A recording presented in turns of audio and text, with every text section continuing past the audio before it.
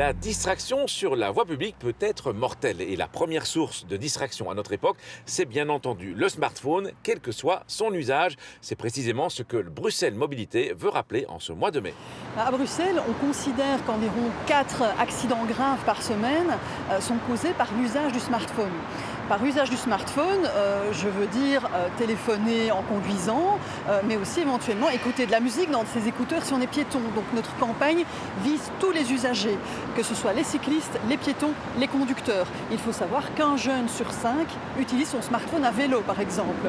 Et à Bruxelles, même si les conducteurs que vous interrogez vous dites oui, non, ce n'est pas bien d'utiliser son smartphone en conduisant, on sait, sur base de nos sondages, qu'une personne sur 6 le fait chaque semaine également. Même avec un kit main libre, l'esprit est quand même détourné de la conduite en tant que telle.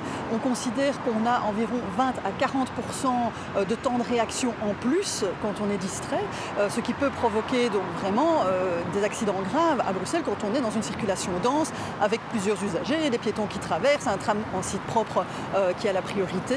Donc vraiment, le message de notre campagne, c'est on ne partage pas son attention. Le smartphone n'est pas la seule source de distraction au volant. Vous pouvez aussi vouloir régler votre GPS, changer les stations de radio. Donc le message, outre le smartphone, c'est vraiment de ne pas partager son attention et de rester concentré sur la route et sur la conduite.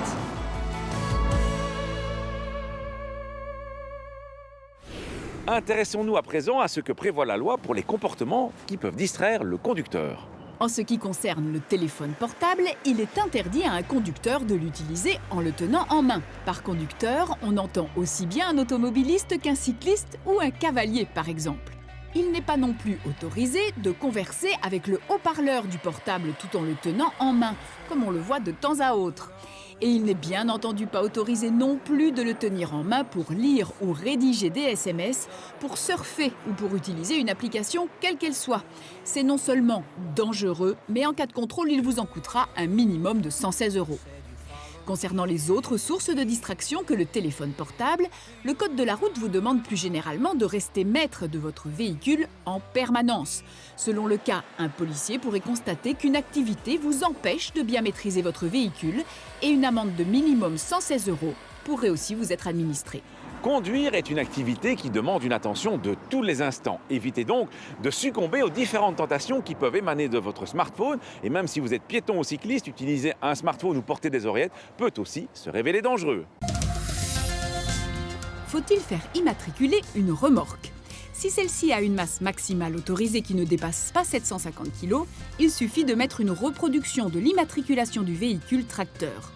Attention, si vous empruntez la petite remorque de votre voisin, c'est néanmoins votre immatriculation qui doit être reproduite sur la remorque.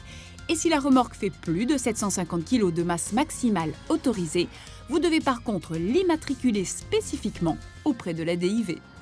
À la semaine prochaine et d'ici là, bonne route!